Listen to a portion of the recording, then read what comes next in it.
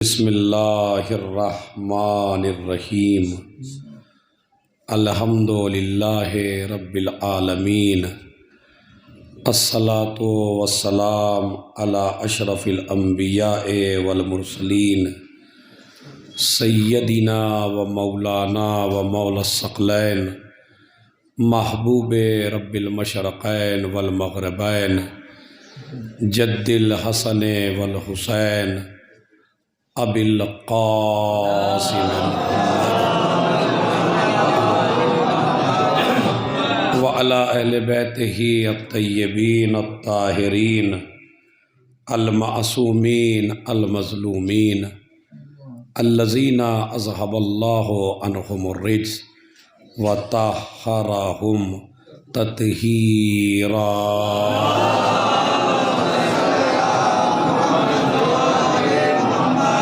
وَلَعْنَةُ اللَّهِ عَلَىٰ أَعْدَائِهِمْ أَجْمَعِينَ مِنْ يَوْمِنَا هَٰذَا إِلَىٰ قِيَامِ يَوْمِ الدِّينِ أَمَّا بَعْدُ۔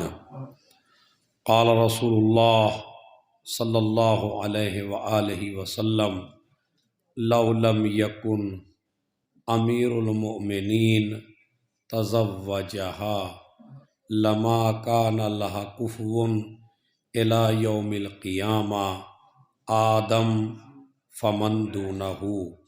وقال علي عليه الصلاة والسلام عندما نظرت إلى فاطمة انجلت عني الهموم والأحزان۔ صلوات بھیجیں محمد اللہ۔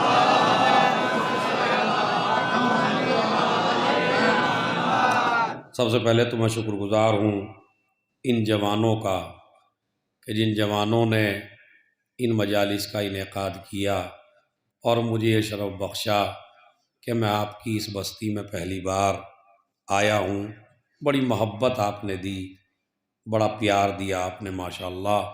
اللہ آپ کو آباد و شاد رکھے اور اللہ جیسا پیش نماز آپ کو دیا ہے اللہ ایسا پیش نماز پوری ہماری قوموں کو دے۔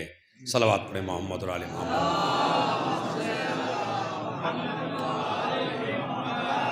موضوع گفتگو ایام فاطمیہ چل رہا ہے۔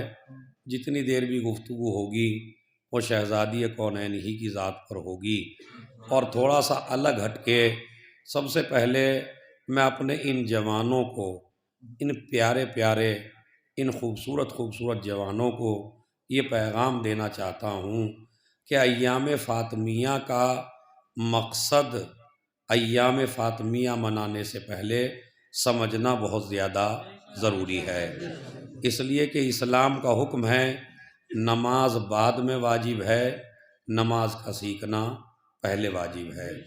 تو ایام فاطمیہ اگر آپ منا رہے ہیں، اور ماشاءاللہ پوری دنیا میں منائے جا رہے ہیں، تو اس کا ایک ہدف سمجھیے، آپ اس کا ایک مقصد سمجھیے۔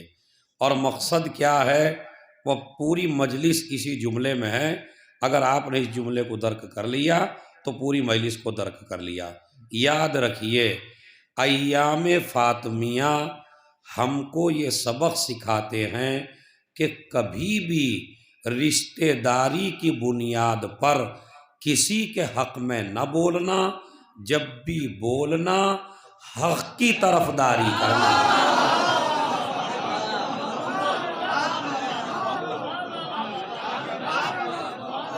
پہلا میسیج ہے، میں چاہتا ہوں اپنے ان جوانوں کی خدمت میں، یہ جو جوان بیٹھے ہیں، چونکہ جو بزرگ ہیں ان کی زندگیاں گزر چکی ہیں، اللہ ان کو اور لمبی زندگی دے اور ہمارے بزرگوں کا سایہ ہمارے سروں پہ قائم و دائم رکھے۔ لیکن اب عزاداری کی باغ ڈور آپ کے ہاتھ میں ہے۔ آج پوری دنیا میں اگر شیعت پہچانی جا رہی ہے تو اپنی حق گوئی سے پہچانی جا رہی ہے کہ یہ شیعہ قوم وہ ہے جو ہمیشہ حق کہتی ہے، رشتہ داریاں نہیں دیکھتی، خاندان نہیں دیکھتی، یہ ظالم کو ظالم کہتی ہے اور مظلوم کو مظلوم کہتی ہے۔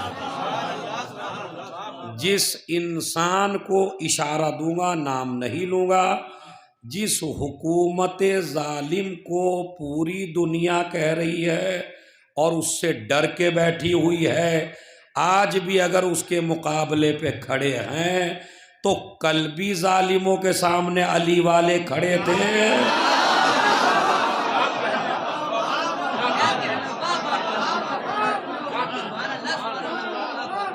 اور آج بھی ظالموں کے سامنے علی ہی والے کھڑے ہیں۔ یہ میری آواز میرے سنی بھائیوں تک ضرور جا رہی ہوگی، اور ہو سکتا ہے ان میں سے ایک آدھ مجلس میں بھی ہو۔ دیکھیے ہمارا پیغام ہے ان کو مجلس میں بلانے کا، ہمارا پیغام ہے ان کو دعوت دینے کا، ہمارا پیغام ان کی دل شکنی کے لیے نہیں ہے، دل توڑنے کے لیے نہیں ہے۔ ہم نے یہ دروازہ بھگانے کے لیے نہیں بنایا ہے، ہم نے یہ دروازہ بلانے کے لیے بنایا ہے۔ زہرا کے دروازے پر ہم سب کو ویلکم کرتے ہیں، سب کا خیر مقدم کرتے ہیں، سب کو کہتے ہیں کہ اس دروازے پہ آئیے۔ آج بڑے سے بڑے وہابی کا آپ کلپ سن کے دیکھیے، جو کبھی شیعوں کا نام نہیں لیتے تھے، جو کبھی شیعوں کی تعریف نہیں کرتے تھے، جو ہمیشہ شیعوں کے قتل کے فتوے دیا کرتے تھے، آج وہ ٹی وی پہ کہتے ہوئے نظر آ رہے ہیں ہمارا بھی دل چاہتا ہے کہ ہم شیعہ ہو جائیں۔ ارے میں کیا کروں جوانوں، اس سے زیادہ کہو تو میں موبائل سے سنا دوں آپ کو، کہو تو سنا دوں، سمجھ رہے آپ؟ وہ کہتے ہیں پتہ نہیں کتنے لوگ ہمارے پاس آئے، مولانا اب تو دل چاہتا ہے شیعہ ہونے کا۔ ہم نے کہا کیوں؟ کہا اس لیے کہ آج جب مسلمان ایک ملک کا مظلوم ہوا تو دنیا میں کسی نے ساتھ نہیں دیا، سب بھاگ گئے، بس جمے میدان میں تو علی والے جمے، مدد کی تو علی والوں نے مدد کی۔ اب جملہ ایک ہی ہے، کسی پہ طنز نہیں ہے بھائی۔ یہ شرف جو ہے، جو بھاگ گئے ہیں ان میں بھی بزرگوں کا اثر آیا ہے، اور ہم جو جم کے لڑے ہیں ہم میں بھی بزرگوں کا اثر آیا ہے۔ جن کا مولا کل بھاگا تھا وہ آج بھاگ گئے، جن کا مولا جم کے لڑا تھا۔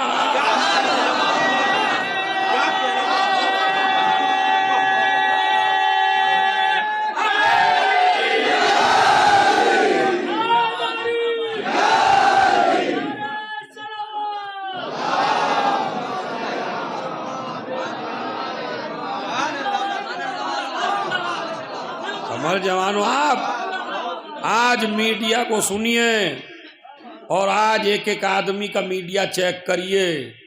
بڑے بڑے مفتی یہ بیان دے رہے ہیں کہ ہمارا دل چاہتا ہے، مگر یہ حق گوئی آپ کو سکھایا کس نے؟ وہ ہے ایام فاطمیہ۔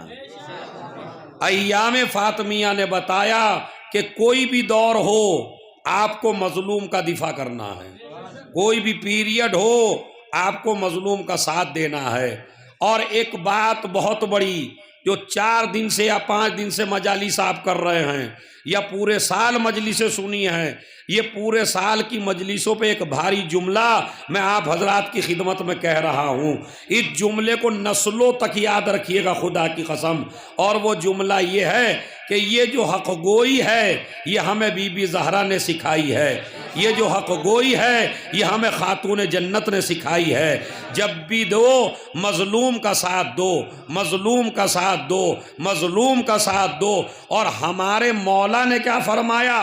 خدا کی قسم توجہ چاہتا ہوں، پوری مجلسوں پہ بھاری ہے قبلہ جملہ، وہ یہ ہے علی کا مذہب یہ ہے کہ مظلوم کا مذہب چیک کر کے مدد نہ کرو۔ ارے میں کیا کروں خدا کے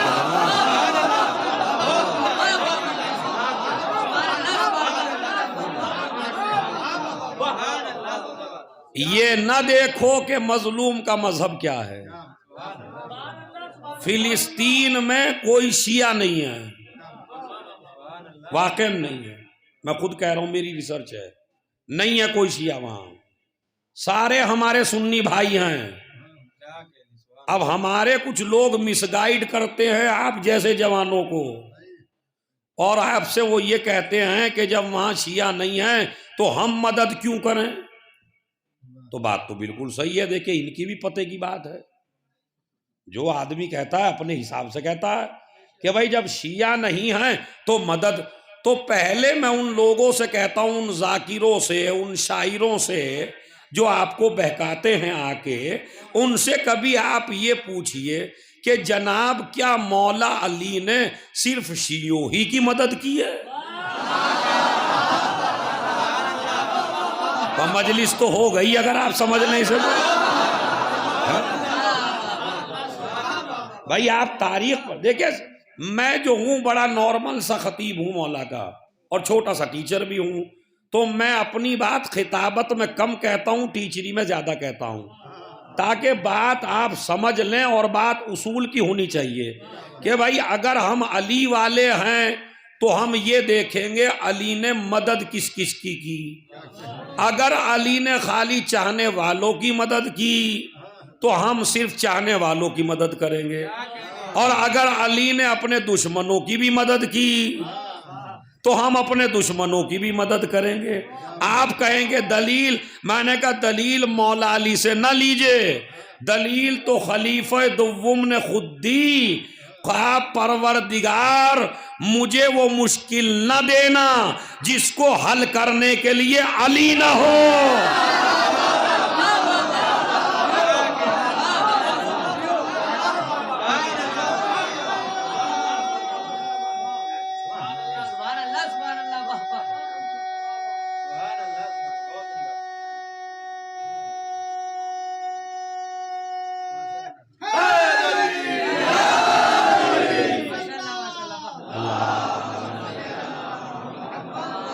اور میرے سنی، کیونکہ میں کبھی بھی ہوا میں بات نہیں کرتا ہوں، میں تقریباً 100 کتابیں ہمارے سنی بھائیوں کی یہ ہیں جس میں حضرت عمر نے کہا ہے لولا علی لہلک عمر، اگر علی نہ ہوتے تو عمر ہلاک ہو جاتے.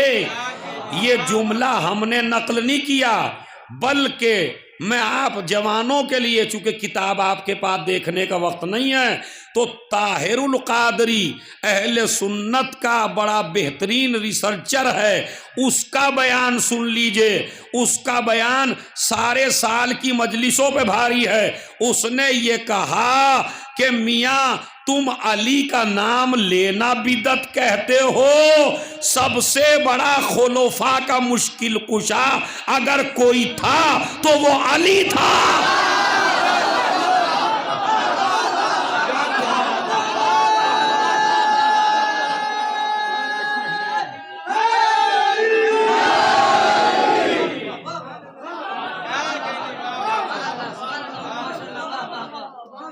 بھائی یہ قول ہے، آپ اسے وہ کر کے ڈال لیجئے موبائل میں، انٹرنیٹ پہ ڈالیے، گوگل پہ، لولا علی لہلک عمر، علی نہ ہوتے تو عمر ہلاک ہو جاتے. یہ کسی اور نے نہیں کہا ہے، یہ حضرت عمر ہی نے کہا ہے کہ اگر علی نہ ہوتے تو. اب میں فضیلت زہرا پہ بولنے لگا ہوں. قبلہ سنیے، خدا کی قسم نسلوں تک یاد رہے گی بات. دیکھیے آدم کے، رسولوں کے، نبیوں کے، اماموں کے، ولیوں کے، ازواج کے، خلفاء کے، آدم سے لے کے قیامت تک جتنے بھی دنیا میں مخلوق ہے ان کا سب کا مشکل کشا پوری دنیا میں قلبی علی تھا.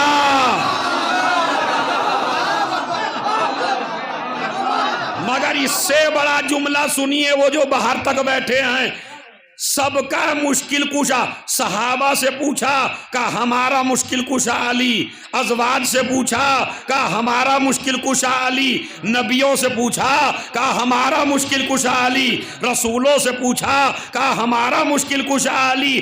اب آئیے علی سے پوچھتے ہیں، علی کیا کہتے ہیں؟ اندما نظرت الی فاطمہ ان جلت عنی الہموم والاحزان.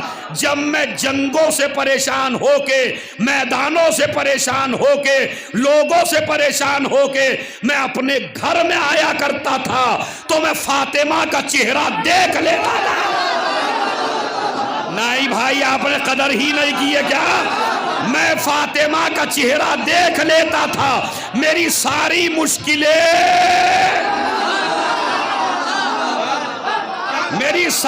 مشکلیں بھاگ جایا کرتی تھی۔ اب جملہ کہوں، جو پوری کائنات کا مشکل کشا ہو اسے علی کہتے ہیں، جو علی کی مشکل کشا ہو۔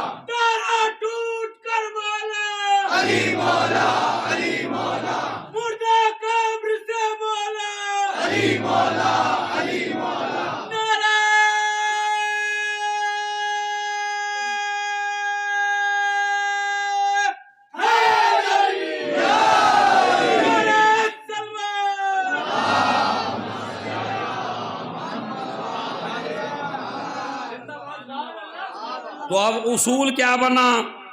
یہ مجلس چونکہ مرد تو دیکھ نہیں رہے، خالی میری ماں بہنیں بھی دیکھ رہی ہوں گی، تو اصول کیا بنا؟ اصول یہ بنا کہ عورت شوہر کی مددگار بنے، شوہر کو مشکلوں میں مبتلا نہ کرے، ورنہ وہ عورت کہے جانے کے لائق۔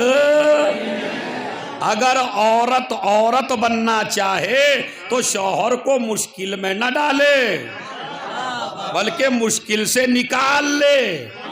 جب مشکل سے نکال لے تو یہ کہی جائے گی زہرا کی کنیز،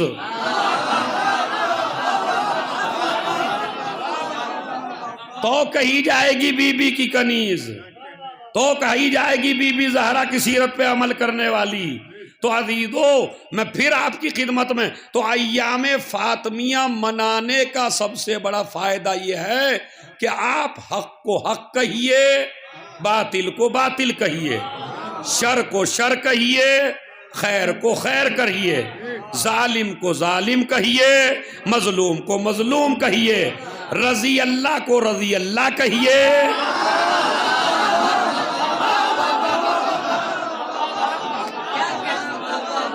صلوات بھیج دیں محمد۔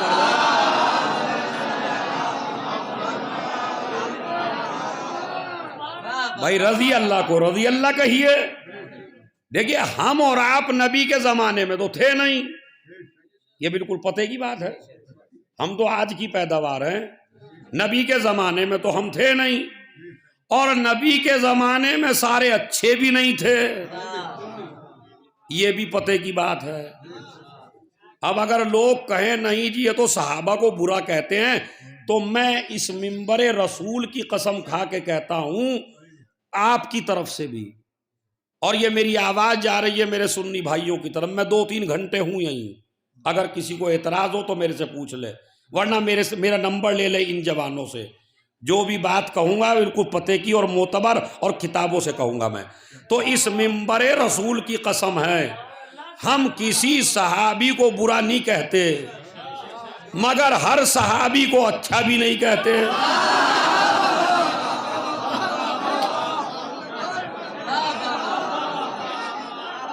آپ اس میں ہماری غلطی بتا دیجئے کیا ہے؟ آپ یہ کہیے جی تمہاری اس میں غلطی ہے کہ آپ نہیں، ہم ہر صحابی کو برا بھی نہیں کہتے اور ہر صحابی کو اچھا بھی نہیں کہتے۔ اب آپ کہیے دلیل دیجئے، ہم نے کہا دلیل دیں آپ کو، یہ جو سورہ منافقون ہے یہ علی گڑھ والوں کے بارے میں آیا تھا، یا جلالی والوں کے بارے میں آیا تھا، یا مظفر نگر والوں کے بارے میں آیا تھا، یا دلی کے بارے میں آیا تھا، یا بمبئی کے بارے میں آیا تھا، ہیں یہ بتا دیجئے ہمیں کہ یہ سورہ نبی کی زندگی میں آیا تھا یا نہیں آیا تھا؟ سورہ منافقون میں نے بالکل سامنے کی دلیل رکھ دی آپ کے سامنے. بھائی سورہ منافقون یعنی کچھ لوگ نبی کے زمانے میں منافقت کر رہے تھے تو اللہ کو قرآن میں سورہ بھیجنا پڑا. تو اگر سارے ہی اچھے تھے اس سے زیادہ دلیل کیا ہے بھائی؟ اگر سارے ہی اچھے تھے تو اللہ نے سورہ منافقون نازل کیوں کیا؟ اب سن لیجئے، جن کو قرآن سورہ منافقون کا مصداق قرار دیتا ہے انہی لوگوں پہ ہم بھی لعنتیں کرتے ہیں.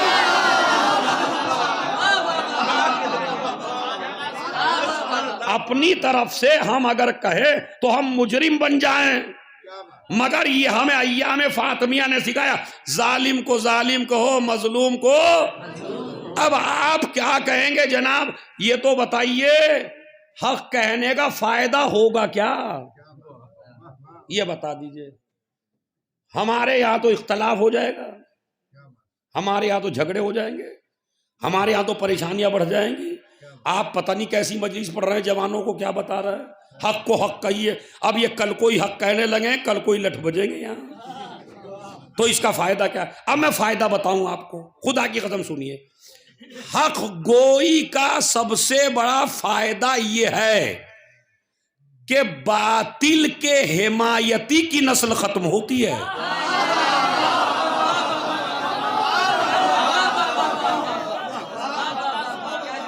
حق کے حمایتی کی نسل کبھی ختم نہیں ہوتی. اب میں آپ کو دلیل دیتا ہوں.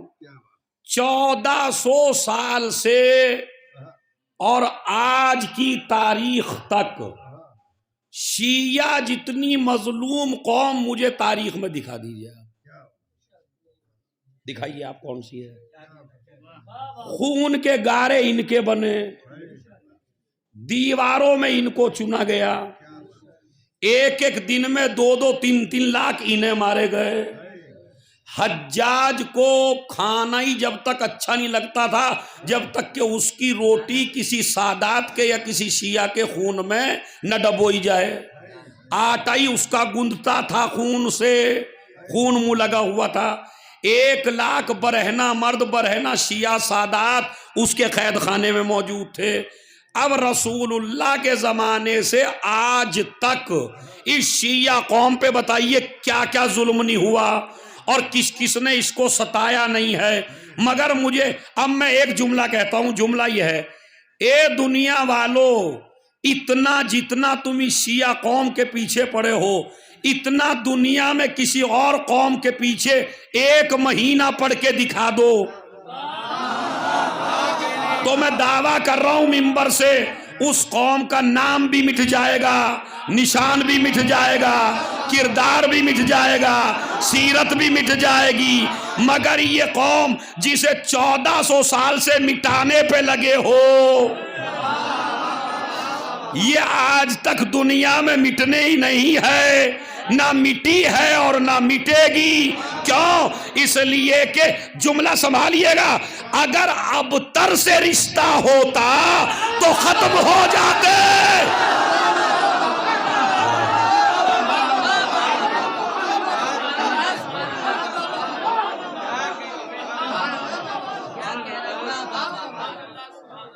اگر ابتر سے رشتہ ہوتا تو مٹ جاتے. رشتہ ہے کوثر سے، اور جس کا رشتہ کوثر سے ہو وہ مٹتا نہیں ہے. میری کلپ چل رہی ہے، اس کلپ کو سنیے، یہاں سے تازی بنا کے بھیج دیجئے گا.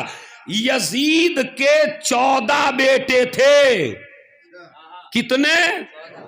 یزید کے 14 بیٹے تھے، اور ڈر کے مارے اس نے کربلا میں بھی نہیں بھیجے تھے تاکہ کہیں ایک آدھ مر نہ جائے.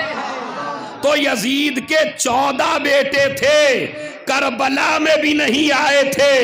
حسین کا ایک بیٹا زندہ تھا جو کربلا میں موجود تھا. جس کے 14 تھے اس کا آج ایک نہیں ہے.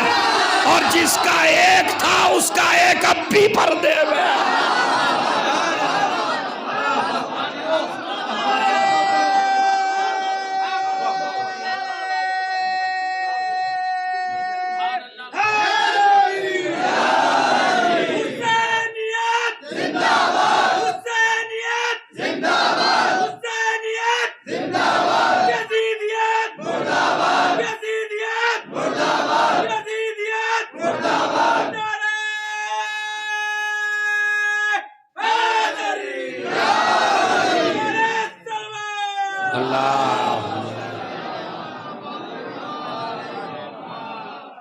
میری قوم کے جوانوں، عورت کے 3 روپ ہیں، عورت کے 3 روپ ہیں۔ سب سے پہلے یہ بیٹی ہوتی ہے، اس کے بعد یہ بیوی بنتی ہے، اور اس کے بعد یہ ماں بنتی ہے۔ اب مجھے سوچ کے بتائیے گا سب سے اعلیٰ رتبہ کون سا ہے جوانوں؟ سب سے اعلیٰ رتبہ ماں، پہلے بیٹی، بعد میں بیوی، اور اس کے بعد ماں۔ اعلیٰ رتبہ کس کا ہے؟ یعنی عورت کا کمال خالی بیوی بننا نہیں ہے، عورت کا کمال ہے ماں بننا۔ جب تک عورت ماں نہ بنے باکمال نہیں بنتی۔ حد یہ ہے کہ سسرال میں بھی عزت اسی کی ہوتی ہے جو ماں بنے۔ بھائی سسرال میں بھی کس کی عزت ہوتی ہے بتائیے؟ ارے 5-6 سال لڑکے کے اولاد نہ ہو تو لڑکے کی ماں دوسری دلہن کی تلاش میں نکل جاتی ہے۔ اور محاورہ مشہور ہے، مولی پتوں سے بھاری ہوتی ہے نہیں محاورہ؟ یہ محاورہ سنا آپ نے بھائی، مولی پتوں سے بھاری ہوتی ہے۔ تو اب سنیے، تو بیٹی ہوتی ہے، بیوی ہوتی ہے، ماں ہوتی ہے۔ عورت کا سب سے بہترین کمال ہے ماں بننا، اسی لیے اسلام کہتا اس سے شادی کرو جو ماں بن سکے۔ ارے میں توجہ چاہتا ہوں، اس سے شادی کرو جو ماں بن سکے۔ اسی لیے یہ جو میرے بزرگ بیٹھے ہیں، جب ان جوانوں کے لیے لڑکی کی تلاش میں نکلنا تو خالی بیوی کی تلاش میں نہ نکلنا، خالی بیوی سمجھ کے نہ لانا بیٹے کے لیے، بلکہ لانا تو ماں کی تلاش میں نکلنا، بچوں کے لیے ماں تلاش کرنا، خالی بیوی نہیں۔ آپ تو اپنے گھر کی بات کرتے ہیں، اما رسول کے گھر میں بھی اسی زوجہ کو زیادہ عزت ملی جو ماں بنی تھی۔ خدا کی قسم ہے، صلوات بھیجیں محمد اور آل محمد پر۔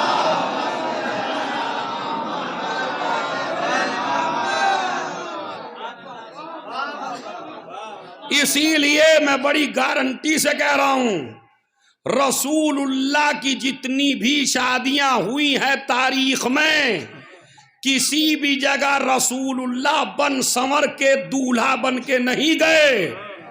کچھ ایسے ہیں جو خود نے کہا کہ آپ ہماری بیٹیوں سے شادی کیجئے، کچھ ایسی ہیں جو بیوہ ہو گئی تھیں اور نبی نے شادی کر لی، کچھ ایسی ہیں جو بے سہارا تھیں اور ان کو سہارا دینے کے لیے کی۔ بس ایک ہی خاتون ایسی ہے کہ میرا نبی جس کے لیے خود دولہا بن کے پہنچا۔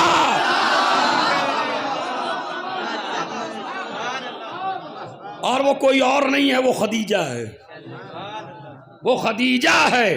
اور میں گارنٹی سے آپ کی خدمت میں پیش کر رہا ہوں، وہ خدیجہ اس لیے ہے کہ رسول اللہ نے خدیجہ کو بھی پیغام نہیں بھجوایا۔ یہ بھی لکھ لیجیے، رسول اللہ نے پیغام نہیں بھجوایا، پورا عرب رشتے بھیج رہا ہے خدیجہ کو، اور خدیجہ رشتہ بھیج رہی ہے نبی کو۔ خیر مجھے محنت کرنی ہے تو تم سے بھی کرانی تو ہے. صلوات پڑھے محمد اور آل محمد پر.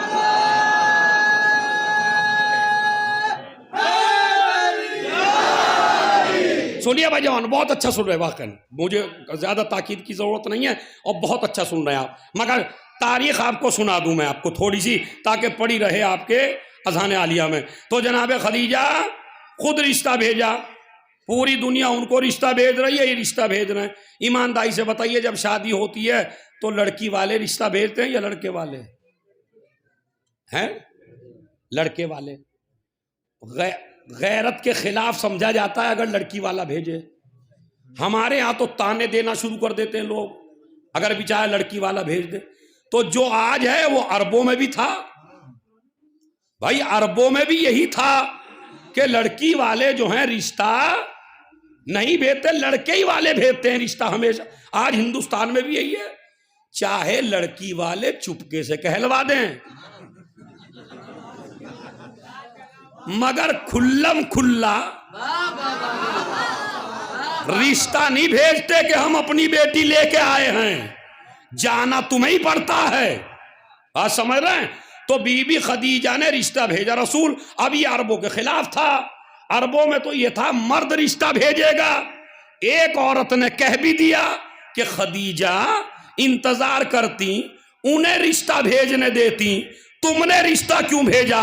خدا کی قسم بیوی ہو تو ایسی ہو، زوجہ ہو تو ایسی ہو، ماں ہو تو ایسی ہو، مربیہ ہو تو ایسی ہو. تو پتا کیا کہا؟ خبردار اگر میرا رسول رشتہ بھیجتا تو پوری دنیا جو رسالت کی دشمن ہے وہ یہ لکھتی دولت کے لالچ میں.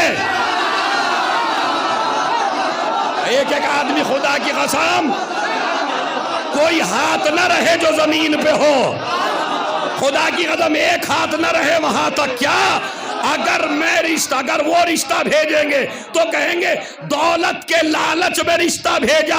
میں نے رشتہ بھیج کے قیامت تک کے لیے عزت رسول کو ایسے بچایا.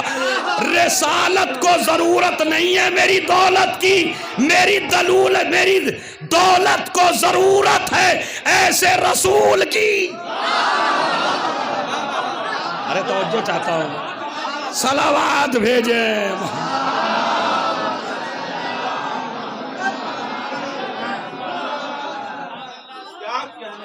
اب سنیے، چلیے اب میں آپ کا امتحان لیتا ہوں.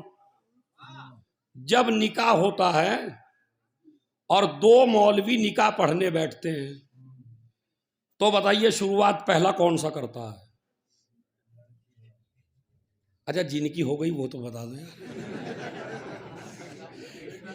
اور جن کی نہیں ہوئی وہ تو مجبور ہے بیچارے، حالانکہ وہ بارات میں تو گئے ہیں نا سب کی. تو مطلب مجھے کیا لڑکی کی طرف سے اور ان کو کیا مولانا کو لڑکے کی طرف سے. تو شروعات کون کرے گا؟ لڑکی والا. کمال ہے بھائی، رشتے میں شروعات کرے لڑکا والا، اور نکاح جب پڑھے تو شروعات کرے لڑکی والا. بتاؤں کب سے ہوا ہے؟ خدا کی قسم جب سے خدیجہ نے پیغام بھیجا تھا رسول اللہ کا تو اللہ نے کہا اے خدیجہ ہم بھی تیرے رشتے کی لاج ایسے رکھیں گے کہ زمین پر جب بھی نکاح ہوگا لڑکی کا وکیل پہلے بولے گا.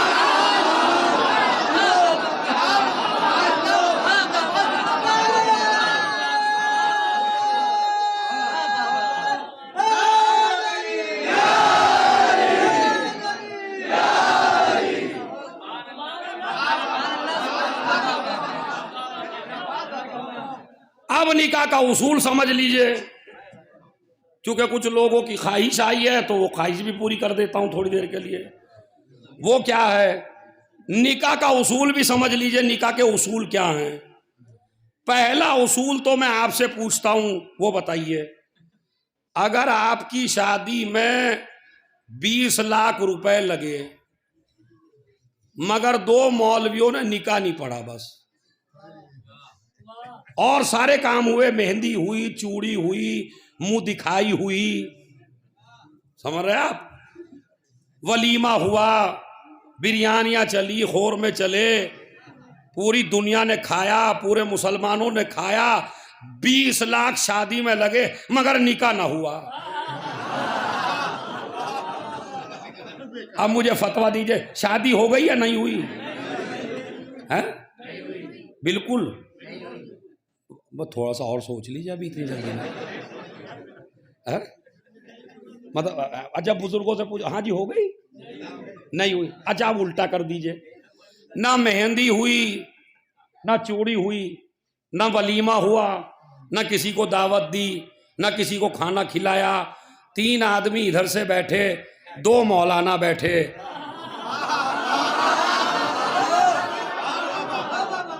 और इन्होंने निकाह पढ़ दिया। हो गई या नहीं हो गई? और पैसे भी नहीं लगे, हो गई। तो इस्लाम ने शादी को कितना आसान बनाया था।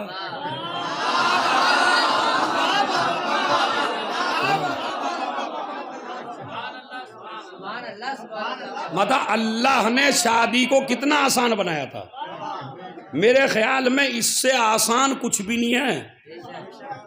ये जो बैठे हैं ना कुंवारे, ये सुन लें जरा, ये जो बेचारे नहीं 30-30 साल के हो गए, ये 35-35 के हो गए, शादी होके नहीं दे रही। खुदा की कसम ये बड़ा पैगाम है मिंबरों से। जरूरी है कि वक्त पे शादी करिए। और ये माँ बाप जो बैठे हैं ये भी सुन लें, 30 साल का भी बच्चा ही है ये, हमारा बच्चा, अजी इसकी उम्र ही क्या है। अरे भाई आपके जमाने में बूढ़ा होता था आदमी 60-70 साल की उम्र में, आज के जमाने में बूढ़ा हो जाता 40 की उम्र में। हाँ, आप तो 80-85-100 भी पार कर गए, मगर आज की जो नस्ल है वो इतनी उम्रें नहीं पाएगी भाई, क्योंकि ग़िज़ाएं अजीब अजीब सी हैं, खाना अजीब अजीब सा है, माहौल अजीब अजीब सा है। आपको 25 साल में पहले कुछ नहीं पता था, आज इस लड़के की जेब में पूरी दुनिया है मोबाइल की शक्ल में।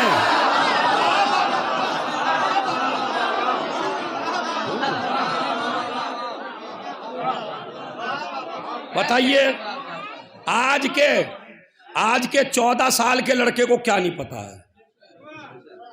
लड़का कंबल में लेटा है, बाप समझ रहा है सो रहे हैं। हाँ?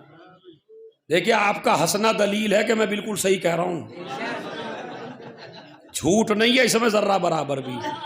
कंबल में लेटा तो पूरी दुनिया तो इसके पास है ना, यानी बहकने के पूरे वसाइल इसके हाथ में हैं।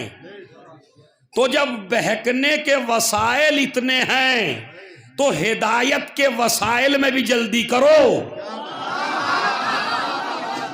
ताकि ये लड़का बहक न सके।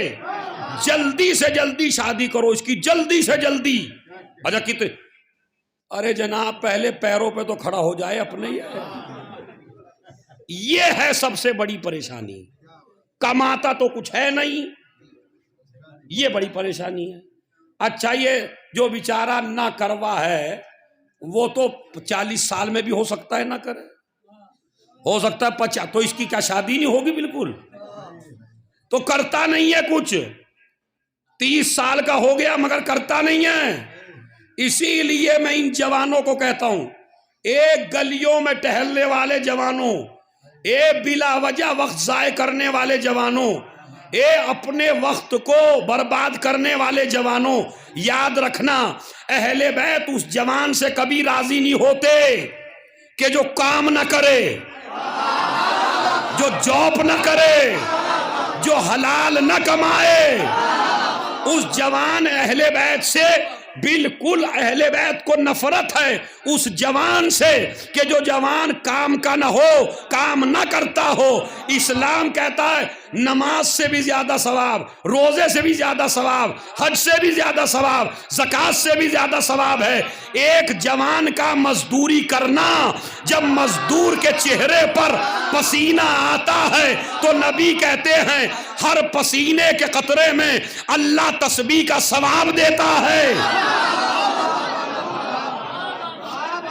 بیکار نہ پھرا کرو، وقت ضائع نہ کیا کرو، لوگوں کی گالیاں نہ کھایا کرو تمہاری وجہ سے، ورنہ وہ میرا مولا جو ستارے کو دروازے پہ بلا لے، جو انگلیوں سے چاند کو اور سورج کو پوری دنیا میں ایک بھائی ٹکڑے کر دے اور ایک بھائی اشارے سے پلٹا دے، زمین پہ پیر مار دے تو زمین جواہرات اگل دے، وہ یہودی کے باغ میں پانی دینے صرف آپ کی وجہ سے گیا تھا تاکہ تمہیں سمجھا دے بھیک مانگنا عیب ہے، مزدوری کرنا ہے۔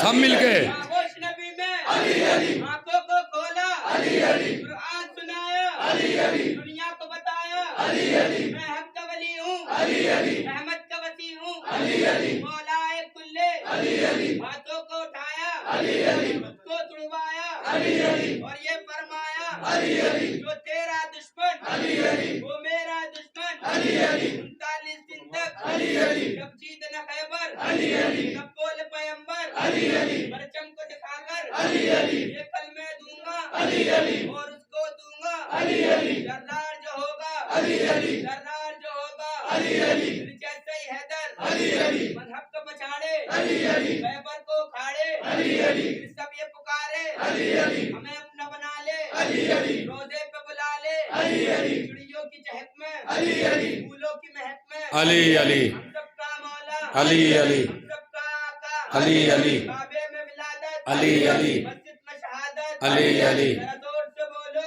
علی علی ذرا زور سے بولو، علی علی سب مل کر بولو، علی علی سب مل کر بولو، علی علی پچھلے بولو، پچھلے بولو، ہر چاند یہ بولا، ہر تارا بولا، میں جس کا مولا، وہ اس کا مولا، من کن تو مولا، آقا نے مولا، میں جس کا مولا، وہ اس کا مولا، حسنین کے بابا، داماد پیمبر، من کن تو مولا، میں مر جاؤں تو، میں مر جاؤں تو، میری قبر پہ لکھنا، میری قبر پہ لکھنا، نعرے حیدری،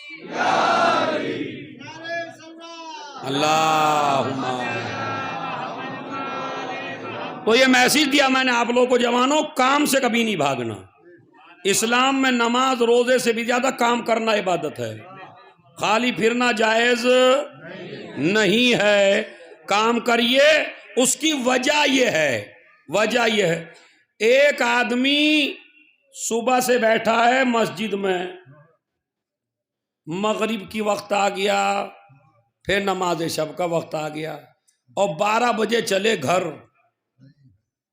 اور ایک آدمی مزدوری پہ گیا، کام کر کے آیا، کھیت میں گیا، زمین جوتی، پسینہ آیا، صبح کی پڑی، دوپہر کی پڑی، مغرب کی پڑی، اور ایک ہے جو ہر وقت اللہ اللہ اللہ اللہ اللہ اللہ اللہ، یا اللہ یا اللہ، یا رحمان یا رحمان یا رحمان، اور اب گھر پہنچا تو بچے بھوک سے بلک رہے تھے۔ اسلام کی نظر میں وہ جوان اس سے کروڑوں درجے بہتر ہے، اور دلیل میں دوں آپ کو، دلیل سن لیجئے، اس لیے کہ اسلام یہ نہیں کہتا کہ اکیلے جنتی بنو، اسلام کہتا ہے خود بھی جنتی بنو، اولاد کو بھی جنتی بناؤ، اور اولاد جنتی جب بنے گی جب حلال کھلاؤ گے۔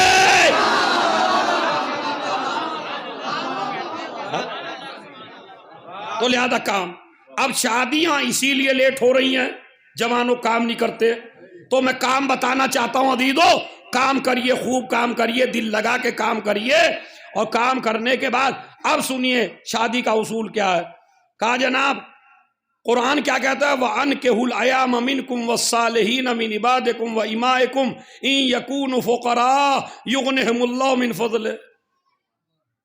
اگر بندہ شادی کر لے گا تو اللہ کہتا ہے میں اسے غنی بنا دوں گا اپنے فضل سے۔ ہم شادی اس لیے نہیں کرتے کہ پہلے غنی بن جائیں، اللہ کہتا ہے میں غنی بناؤں گا نکاح کے بعد۔ اب الٹا ہو رہا نہیں ہو رہا ہے؟ لوگوں کو ضد ہے ہم غنی بننے کے بعد شادی کریں گے، اللہ کہتا ہے غنی بناؤں گا شادی کے بعد۔ عبادتوں کا وزن بڑھا تو شادی کے بعد، رزق میں اضافہ ہوا تو شادی کے بعد، حرام سے بچنے لگے تو شادی کے بعد، اس لیے کہ جب تک شادی ہوگی نہیں حرام سے بچو گے نہیں، حرام سے بچنے لگو گے رزق میں برکت ہونے لگے گی۔ تو اصول سمجھے اللہ کا، میں غنی بناؤں گا کس کے بعد؟ شادی کے بعد۔ تو لہذا اب شادی ہو لڑکی، اب ہم لڑکی کی تلاش میں نکلے تو میری گزارش ہے ڈیمانڈ تھوڑی کم رکھیے بھائی، آپ جیسے جوانوں سے گزارش ہے، اتنی شرطیں نہ لگائیے کہ پورے بنی اسرائیل کو گائے نہ ملے۔ بہت بڑا جملہ ہے، اگر جس کی تاریخ سمجھ میں آئی ہو تو۔ اللہ نے حکم دیا تھا گائیں ذبح کر لو، کیسا رنگ ہو، کیسا کلر ہو، کتنی موٹی ہو، کتنی چھوٹی ہو، کس کلر کی ہو، دیکھنے میں کیسی ہو، اللہ نے بھی اتنی شرطیں لگا دی کہ سب کچھ ملی، گائیں نہ ملی، اور ملی تو ساری دولت چلی گئی جب ملی۔ یہ ہوتا ہے اللہ کے حکم کے خلاف جانا۔ مولا فرماتے ہیں 3 چیزیں ہر عورت کے اندر ہیں، سنیے، اور وہ جوان سنے جن کی نہیں ہوئی ہے۔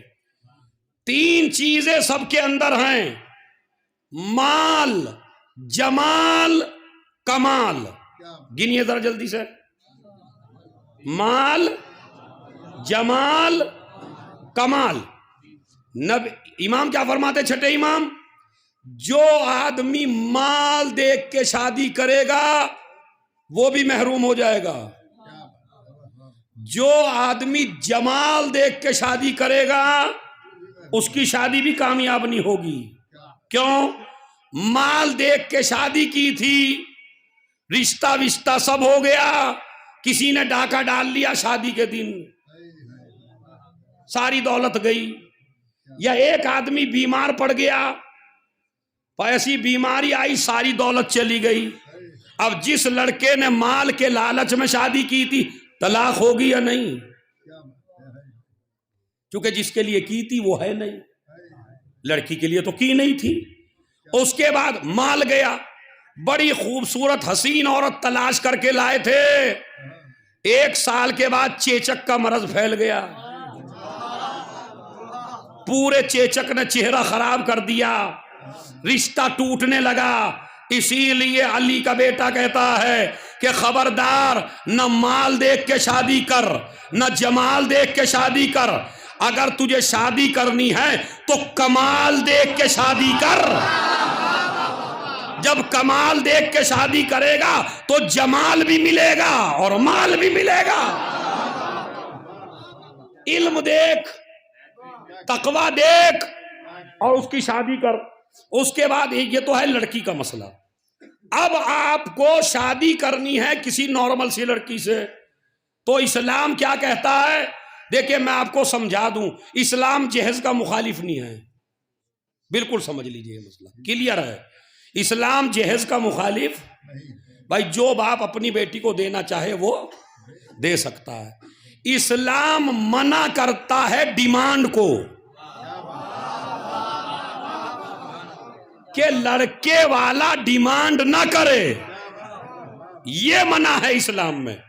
مگر اب میں آپ کو بتاؤں کہ ایک لڑکے کو بائک چاہیے، ایک لڑکے کو کار چاہیے، ایک لڑکے کو جہاز چاہیے۔ آج لڑکی کیوں نہیں مل رہی؟ کہ اگر ماں باپ نے 25 لاکھ روپے لڑکے کی پڑھائی میں لگائے تو اب یہ لڑکی کی تلاش میں نہیں نکلے، یہ اس جگہ کی تلاش میں ہے جہاں سے یہ 25 ریٹرن ہو.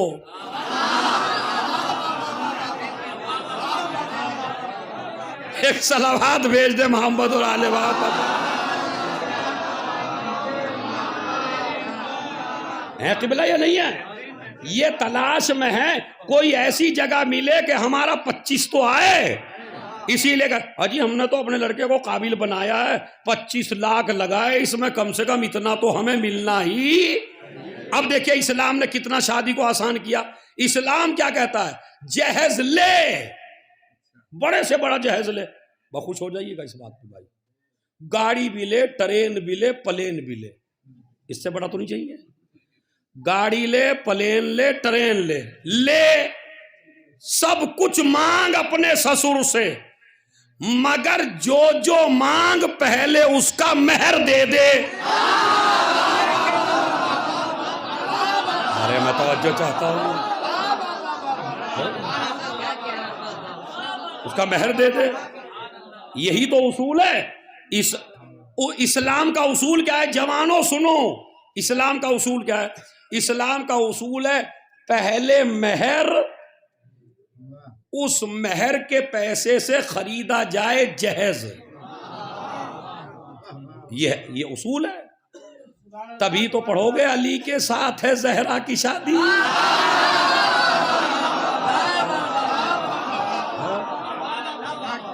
وہ تبھی تو مزہ آئے گا یہ شعر پڑھنے میں، علی کے ساتھ ہے زہرا کی شادی. پہلے تو آپ یہ بتائیے، مولا علی کی اپنے جیسی کرنا چاہتے ہو یا مولا علی جیسی اپنی کرنا چاہتے ہو؟ سوچ لیجئے گا. آج کل ہمارا جو مجمع ہے وہ اپنی شادی جیسی مولا علی کی کروانا چاہتا ہے. الٹا چل رہا ہے، الٹا. یہ نہیں چاہتا کہ جیسی مولا. اب مولا علی نے کیسے کی وہ بتانا میرا فریضہ ہے. اب آپ میرے سامنے مثالیں نہ لائیے، اجی مولوی بھی نہیں کر رہے یوں تو، اور قبلہ بھی نہیں کر رہے یوں تو، اور ذاکرین بھی نہیں کر رہے یوں تو. او بھائی، نہ تو تم ذاکروں کے مقلد ہو، نہ تم کسی خطیب کے مقلد ہو، نہ تم پیش نماز کے مقلد ہو. تم نے تم جو ہے ہمیں مولا تھوڑی مانے ہو. ارے بھائی توجہ چاہتا ہوا، اگر ہمیں مولا مانا تو ہماری جیسی کر لو، اور اگر علی کو مولا مانا ہے، اب بتاؤ تم نے مانا کس کو ہے؟ کس کو مانا ہے تم نے؟ مولا علی کو مولا مانا. اب مولا علی کی سن لیجئے. خلیفہ اول نے اپنا رشتہ پہنچایا پہلے بی بی سے. میں بالکل تاریخ پڑھ رہا ہوں، اپنے سنی بھائیوں کے لیے پڑھ رہا ہوں، پڑھ لیجئے کتابوں میں، سب میں ہے. اگر ایک میں نہ ملے تو میرا گلا کاٹ دیجئے آپ، اور اگر مل جائے تو اتنا کٹوانے والا میں بھی نہیں ہوں بھائی. کبھی آپ یہ سمجھے کہ ہلکے پھلکے ہیں، ہلکے پھلکے بھی نہیں ہیں. مگر یہ سمجھ لیجئے کہ اگر نہ ملے تب پڑھ لیجئے پوری تاریخ میں کہ خلیفہ اول نے رشتہ بھجوایا. نبی نے کہا بھائی زہرا کا اختیار مجھے نہیں ہے. یہی الفاظ ہیں، بالکل بالکل. میں اپنی طرف سے لفظ نہیں کہہ رہا ہوں. بھائی زہرا کا اختیار مجھے نہیں. انہوں نے کہا کہ خلیفہ دوم نے کہا کہ اچھا آپ نے ٹرائی کر لی تو اب میں جاتا ہوں. یا رسول اللہ، چونکہ اتنا بڑا شرف ہے بی بی کا، یا رسول اللہ مجھ سے کر دیجئے. انہوں نے کہا بھائی زہرا کا اختیار مجھے نہیں ہے. بات ختم ہو گئی. انہوں نے بھی کچھ کیا نہیں ہے. ہر جگہ نہ آنکھیں مٹکایا کریں آپ بھی بھائی. نہیں، انہوں نے کچھ نہیں کیا، واقعی کچھ نہیں کیا. بھائی نبی نے کہہ دیا اختیار نہیں ہے تو وہ بھی بیٹھ گئے. خلیفہ اول بھی بیٹھ گئے، خلیفہ دوم بھی بیٹھ گئے. نہیں کہا. ایک آیا عبد الرحمن ابن عوف، ایک آیا، اس نے یہ کہا کہ اپنی بیٹی کی شادی مجھ سے کر دیجئے. نبی نے کہا کہ بھائی اس کا اختیار اللہ کو ہے، مجھے. کہنے لگا جی اللہ کی چھوڑو، اور آپ ہمیں آگے کی بتاؤ. میں اپنے گھر سے آپ کے گھر تک نیلی آنکھوں والی جو اونٹنیاں ہوتی ہیں وہ سب سے مہنگی ہوتی ہے عرب میں، جیسے مرسٹیز ہوتی ہے، نیلی آنکھوں والا اونٹ سب سے مہنگا ہوتا ہے عربوں میں. نیلی آنکھوں والے اونٹ اپنے گھر سے لے کے تمہارے گھر تک سونے چاندی سے لدے ہوئے آپ کو دوں گا، اور آپ اپنی بیٹی کی شادی مجھ سے کر دیجئے. یہاں نبی کو جلال آیا، جلال آیا، آثار غضب ظاہر ہوئے، اور یہ کہا دولت کا روب کسی اور پہ ڈالنا. خدا کی قسم جو اس مسجد میں یا امام باڑے میں جہاں بھی بیٹھا ہوا ہے نا، اگر اس پہ بھی لذت نہ لے سکا مجلس کی تو زندگی میں کبھی لذت ملنے والی نہیں ہے. جملہ سن لیجئے، کیا دولت کا روب کسی اور پہ ڈالنا، یہ رسالت ہے. رسالت کسی کے روب میں نہیں آتی. فوراً کچھ کنکریاں اٹھائیں، کنکریاں اٹھا کے اس کی طرف پھینکی. اب جو پھینکی تو ایک کنکری ایک ایسا ہیرا بنی کہ پوری کائنات کی دولت ایک طرف.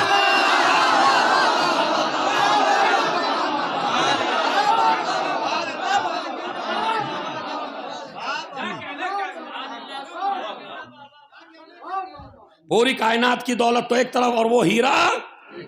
دور سے بولیے، اگر تھک گئے ہوں تو ختم کر دوں تو پھر صلوات پڑھیں بآواز بلند.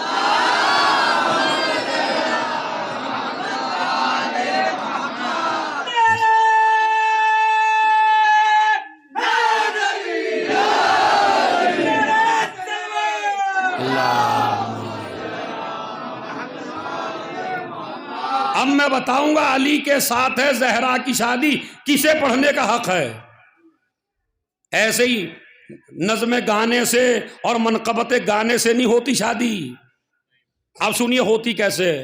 جب سب کو منع کر دیا تو اب امیر المومنین آئے، ان کی گردن جھکی ہوئی ہے. رسول نے کہا علی تم کیوں آئے؟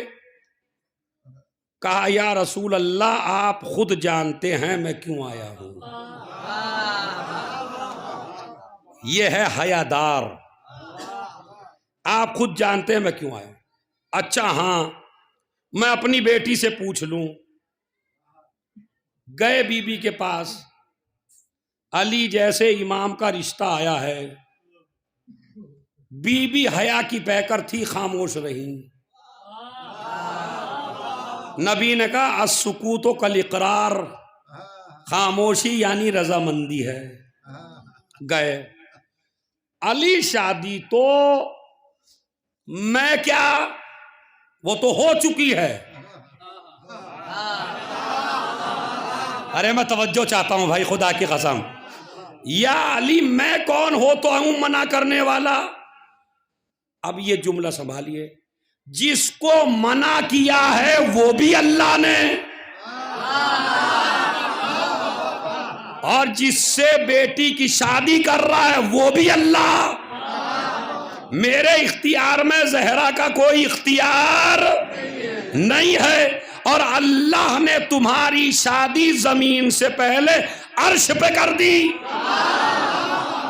اب سمجھے پوری دنیا میں بس ایک ہی شادی ایسی ہے جو پہلے عرش پہ ہوئی بعد میں فرش پہ ہوئی.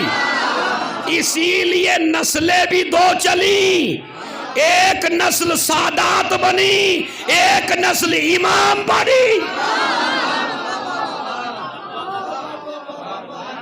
سمجھ رہے؟ ابھی جملہ سنیے یہاں.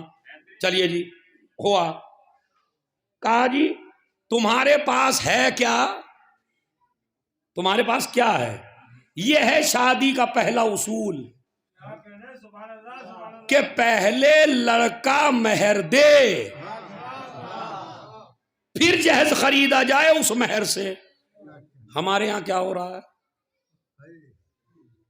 مہر بعد میں دیتے ہو یا جہیز پہلی ڈلوا لو گھر میں؟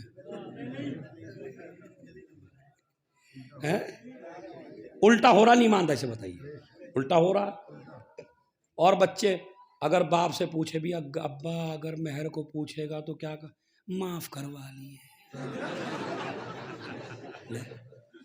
ہو گیا کام. اب پھر کہ علی کے ساتھ ہے.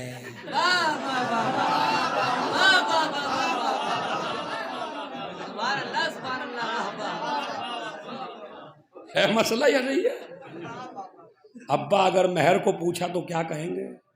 کب معاف کروا لیے. اب جس کے آپ جیسے جوان کے جب ابتدا ہی میں یہ ذہن ہے کہ میں مہر معاف کرا لوں گا تو وہ 2 حلال کی روٹی کما کے کیا دے گا؟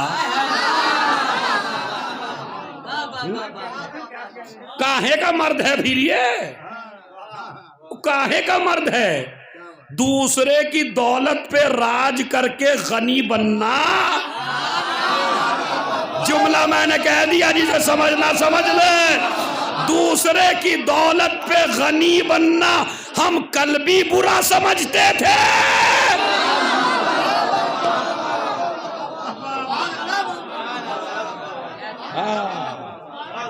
مگر نہیں ہے. آیا ایک اور چلی، جہیز چاہیے بھرپور. اور جب مہر کی بات آئی مولانا لوگوں نے کہا قبلہ مہر. پہلی تو سب سے بڑی غلطی ہم قبلاؤں کی ہے کہ ہم اس سے مہر کو پوچھ کیوں رہے ہیں لڑکے کے باپ سے. یہ لڑکے کے باپ کا حق ہی نہیں ہے. یہ لڑکی کے باپ کا حق ہے کہ وہ طے کرے کہ مہر کتنا ہو. خدا کی قسم یہ الٹا چل رہا ہے. اتنا لمبا چوڑا صحرا باندھ کے گیا، پیروں تک صحرا ہے، پیر بھی ڈھکے ہوئے ہیں. اور جب مہر کی بات آئی، اب جی ہم تو سنت پہ عمل کرتے ہیں، مہر فاطمی رکھ لو. 107 تولہ چاندی. اب انہوں نے بتایا جی 107 بیٹھ رہی کوئی 75 یا 80 ہزار کی اس وقت. جوڑ لیجئے گا، میں بالکل وہ پکا نہیں بتا رہا ہوں تم سے، کبھی گھبرا جاؤ ابھی سے. صلوات پڑھے محبت. اور کتنی بیٹھ رہی ہے؟ 85. ہاں 80-85 ہزار کہ بھائی اب بیٹھ رہی ہے 80-50. اجی ہم تو 14 معصومین کے ماننے والے ہیں. 14,000 روپے رکھ دو. اچھا کتنا لڑکا دیندار لگ رہا ہے آپ کو دیکھا. پہلے تو مہر فاطمی سنت، اجی سنت پہ عمل کرنے والے ہم سنی ہیں. سنت پہ عمل کرنے والے یعنی ہم سنی ہیں. اور اس کے بعد کیا؟ اجی 14,000 رکھ لیجئے. ایک جگہ میں نکاح پڑھنے گیا، اتفاق سے ویسے میں نکاح کم ہی پڑھتا ہوں، میں یہ کہتا ہوں نکاح حق ہے تمہارے پیش نماز کا. ہر جگہ پڑھ رہا ہوں میں، یہ میری مخالفتیں بھی ہو رہی ہیں اس بات پہ، لیکن میں ڈرتا ورتا نہیں ہوں مخالفتوں سے. حق جو ہے اس کا. آج بھی بتائیے خدا نہ کرے یہاں کسی کی موت ہو جائے، 2 بجے دفنانا پڑ جائے تو جائیں یہ قبلہ کو اٹھائیے اور وہ تلقین پڑھوائیے سردی میں. اور جب لڑکے کی نکاح، مولانا زدار کو بلاؤ یار دلی سے. ظلم نہیں ہے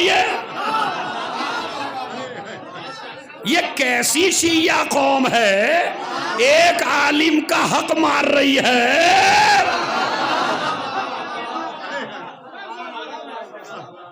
اسی لیے میں نے فیس ڈبل کر دی. میں نے کہا جو میرے سے نکاح پڑھوائے گا 30,000 روپے لوں گا، مجھے پتا کوئی نہیں آئے گا ابھی. صلوات پڑھے محمد اور آل محمد. نہیں خدا کی قسم یہ ان کا حق ہے. یعنی جو آدمی تمہارے مرنے میں، جینے میں، تلقین میں، سویم میں، رات کے سناٹے میں دن رات جاگ رہا ہے. اب بلا لو لکھنؤ سے اور بلا لو دلی سے. اچھا وہ کیا پڑھے گا بھائی؟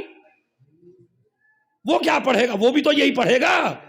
اور اگر اتنا ہی شوق ہے بہت بڑے سے پڑھوانے کا تو پھر ایسا کر پہلے ان سے اجازت لے اور جتنا لفافہ اس کو دے.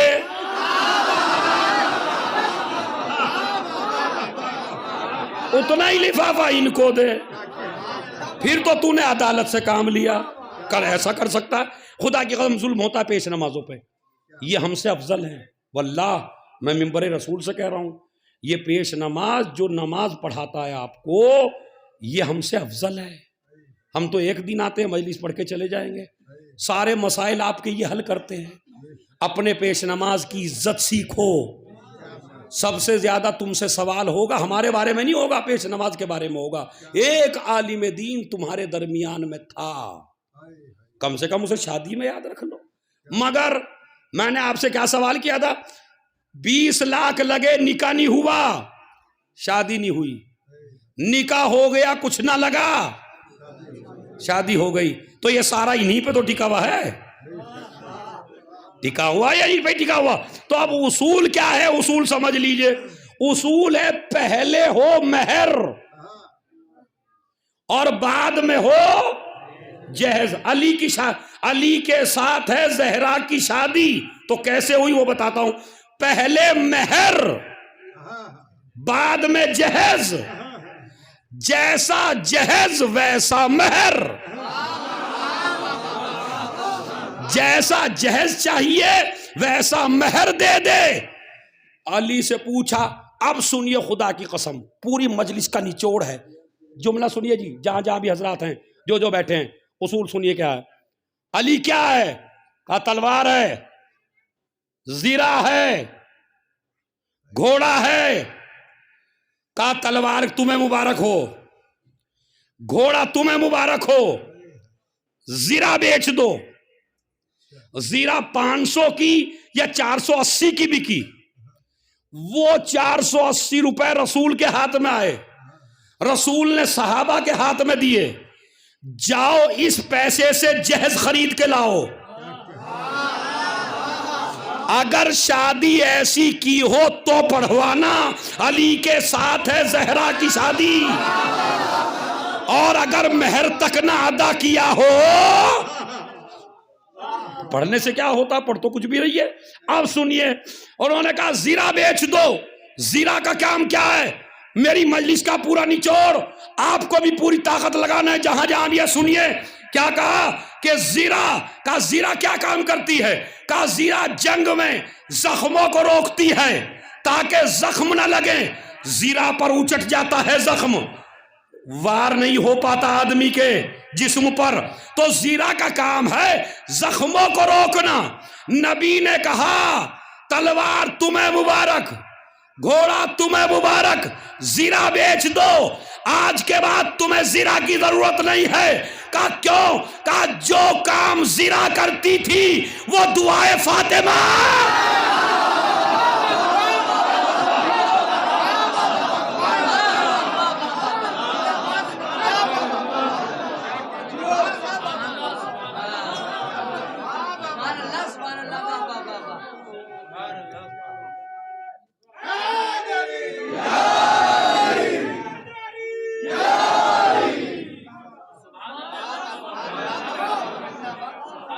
اور جو اب تک نہیں بولے وہ اب بولنے چکے، پھر مصائب کی طرف آؤں گا. کیا کہا؟ وہ دعائے فاطمہ کام کرے گی جو زیرہ کرتی تھی. یہ تو لکھا اکثر علماء نے. علامہ مجلسی نے تو غضبی کیا، کیا روایت لکھ دی. کہا بی بی نے اپنے ہاتھوں سے ایک قمیص بنی تھی مولا علی کے لیے. جب بھی علی میدان جنگ میں جاتے تھے تو زہرا کے ہاتھ کی بنی ہوئی قمیص پہن کے جاتے تھے. زیرہ میں وہ طاقت نہ تھی. ارے خدا کی قسم، زیرہ میں وہ طاقت نہ تھی. جو طاقت تھی زہرا کے ہاتھ کی بنائی ہوئی قمیص میں. پوری دنیا میں دو ہی تو رشتے بڑے ہیں، ایک امامت کا، ایک رسالت کا. رسالت کو بچایا فاطمہ کی چادر نے، امامت کو بچایا فاطمہ کی قمیص نے.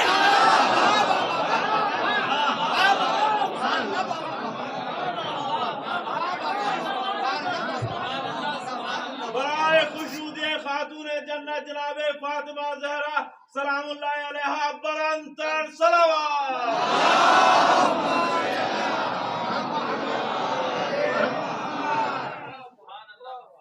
اب یہ مہر، ایک یہ مہر ہے، باقی اب تو 3-4 مجلسوں میں مکمل ہو پائے گا یہ موضوع انشاءاللہ، پھر کبھی موقع ملا ابھی تو بتاؤں گا بی بی کا مہر کیا کیا تھا. یہ تو خالی زمین پہ مہر تھا فاطمہ کا، سمجھ رہے؟ آسمان پہ کیا تھا، اللہ کی طرف سے کیا تھا وہ سنیے گا. یہ تو سنت بنانے کے لیے تھا. چلیے مہر دے دیا، جہیز خرید لیا.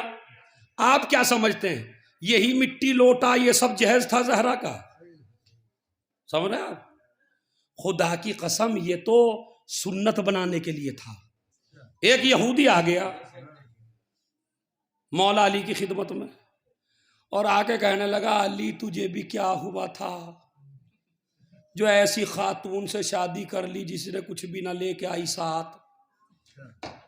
میرے مولا، اما ہر جگہ ہوتے ہیں فتنے بھائی، ایسے ہی یہاں بھی ہوں گے بہت. یہ نہیں کہ سارے مجلس میں آ گئے تو مومن ہیں سارے. یاد رکھیے عزیزو، مجلس میں بیٹھنے سے مومن نہیں بنتا، فتنے سے بچنے سے مومن بنتا. جو بھائی کو بھائی سے لڑوا دے، جو میاں کو بیوی سے لڑوا دے، جو ایک گھر کو دوسرے گھر سے جدا کر دے، پھر وہ کہے کا فاطمی ہے بھائی؟ نہیں. سنیے، کہنے لگا ایسے ہو، اور آپ میری لڑکی سے کرتے تو میں اتنا دیتا اپنے گھر سے لے کے، جو رسول سے آ کے کہا تھا، اپنے گھر سے لے کے تمہارے گھر تک یوں لدے ہوتے ہی. کہنے لگے مولا تجھے زہرا کا جہیز دکھاؤں کیا؟ اب دیکھتا ہوں کیسے سنتے ہو خدا کی قسم. کہ زہرا کا جہیز دکھاؤں؟ کہا دکھاؤ. آنکھوں پہ ہاتھ پھیرا، داہنی طرف دیکھ، تا حد نظر اونٹ لدے ہوئے سونے چاندی سے. اس کے بعد کہا بائیں طرف دیکھ، تو بھی اونٹ سونے چاندی سے لدے ہوئے. آگے دیکھ تو اتنے ہی، پیچھے دیکھ تو اتنے ہی، زمین پہ دیکھ، آسمان کی طرف دیکھ. دولت مند تھا، چکرا کے گر گیا. ہوش میں میرا مولا دیکھا فاطمہ کا جہیز. ارے اب بھی یہ جہیز نہیں ہے، یہ تو بطول کا صدقہ ہے.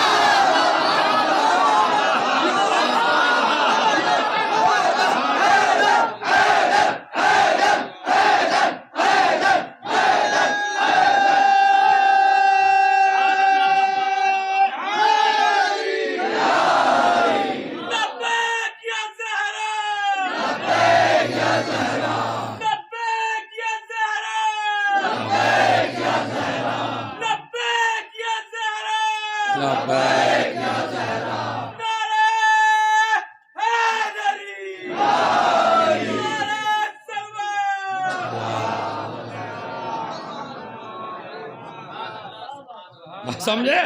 یہ تو زہرا کا صدقہ ہے.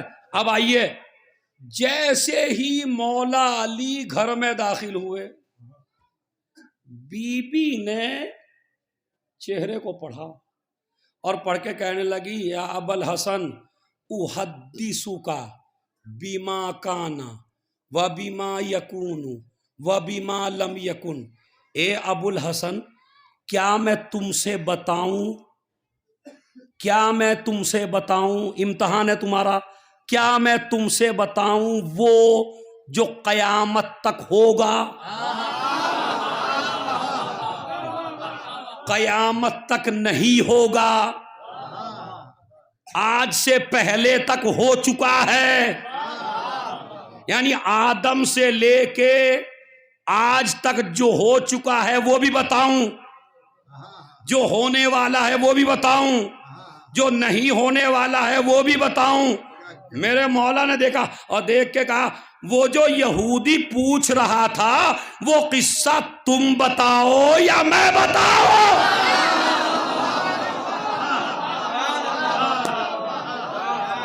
ارے توجہ چاہتا ہوں میں مدری صاحب، ہے کیا جملہ ہے خدا کی قسم میری شہزادی کا. وہ بتاؤں تمہیں؟ کہنے لگے ہاں. تم بتاؤ گے یا میں؟ کہا تم ہی بتاؤ. سارا قصہ بتایا. ادھر سے نبی کی خدمت میں پہنچے علی، یا رسول اللہ آج تو زہرا نے مجھ سے کہا علی تعجب نہ کرو. اب یہ تعجب علی کو نہیں تھا, یہ ہمارے لیے پہنچانا تھا. ورنہ مولا کیوں تعجب کریں گے بھائی؟ اے علی, فاطمہ کا نور اور ہمارا نور ایک ہی ہے. جو علم تمہارے سینے میں ہے وہی فاطمہ کے سینے میں ہے, جو میرے سینے میں ہے وہی تمہارے سینے میں ہے. تو بھی علم کا دروازہ ہے, وہ بھی علم کا دروازہ ہے. یہ زہرا ہے, زہرا. خدا کی قسم اگر کوئی اور شوہر ہوتا تو آنکھیں پتھرا جاتی, گر جاتا زمین پر. کیا عالمہ تھی میری شہزادی, کیا شان تھی. دونوں کا مزاج بالکل ملتا ہوا, دونوں کا مزاج ایک مزاج. خیبر سے سونا ملا ہر مسلمان کو, میرے مولا علی کو بھی کافی ملا. ادھر بی بی نے لسٹ بنائی, فنا فنا فنا فنا فنا. شوہر آیا, آخری جملہ مجلس کا. انشاءاللہ اگلے سال پھر یہیں سے موضوع آگے بڑھے گا. اللہ آپ کو بھی زندہ رکھے اور ہمیں بھی زندہ رکھے. جملہ سن لیجئے کیا ہوا. آئے, گھر میں آئے, علی سب کو سامان ملا ہے, آپ کو بھی تو ملا ہوگا. کہا ہاں ملا تھا, مگر میں نے تو فقیروں کو دے دیا سارا, فقیروں کو دے دیا. خدا کی قسم 4-5 کتنے دن سے سن رہے ہو مجلس, سب بھول جانا. جملہ یاد رکھنا, میرا نہیں, یہ بی بی کا ہے. ہاتھوں کو اٹھایا, جیسے ہی کہا نا فقیر کو دیا. اگر ہماری عورتیں ہوتی تو بگڑ جاتی. بچوں کو نہ دیکھا, مجھے نہ دیکھا, گھر کو نہ دیکھا, باہر کو نہ دیکھا, رشتہ داروں کو نہ دیکھا. سارے مسلمان اپنے گھر میں لائے تھے, انہوں نے مصلی بچھایا, مصلی بچھا کے ہاتھ اٹھائے, پروردگار تیرا شکریہ کہ مجھے شوہر بھی دیا تو علی جیسا.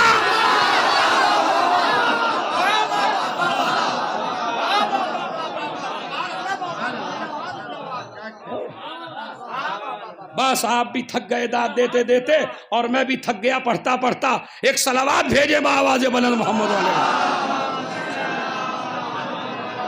سنیے قبلہ, یہ جو بزرگ بیٹھے ہیں جہاں جہاں بھی بیٹھے ہیں, کیا خدا کا شکر ہے. اس کے بعد کہا علی نے, بی بی تم کیا چاہتی تھی؟ میں نے کہا بھول جائیے 5 دن کو اور سوچئے ہم اسی واقعے کے وقت علی بی بی کے سامنے اور مولا علی کے سامنے موجود ہیں. تم کیا چاہتی تھی؟ کہا میں بھی یہی چاہتی تھی کہ غریبوں کو ملے. لکھ دکھاؤ. اب جو نام لکھے تھے, کہا اللہ کا شکر ہے بی بی, جن جن کے تو نے نام لکھے میں اسی کو دے کے آیا.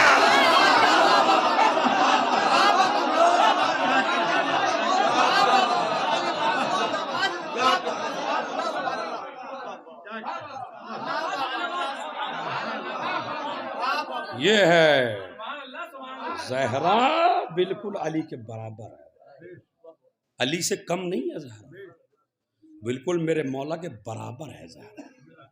خاتون جنت ہے, مگر جس کا اتنا احترام تھا, جس کا اتنا احترام تھا, جس کی تعظیم کے لیے اس کا بابا اٹھ جائے, جس کے دروازے پہ رسالت آ کے سر جھکائے اور اس کو اتنا رلایا جائے کہ وہ مرثیہ پڑھے. صبت علیہ مصائب النار, صبت علی الایام سرنا لیال. بابا آپ کے بعد وہ مصائب پڑھے اگر دنوں پر پڑ جاتے ہیں. یہ جوان لڑکے میرے سامنے بیٹھے ہیں, یہ کسی بات پہ روتے نہیں ہیں, یہ زہرا کے ذکر کی کشش ہے. بس تم پہ بڑا بھروسہ تھا میری بی بی زہرا کو, شیعہ جوانوں تم پہ بڑا بھروسہ تھا. ہم نہیں تھے اس زمانے میں, ورنہ مدد ضرور کرتے اپنی بی بی کی. سمجھ آپ نے کسی بیٹی کو اتنا روتے ہوئے نہیں دیکھا باپ کے بعد جتنا فاطمہ روئی ہے. دن رات کیوں روئی ہے؟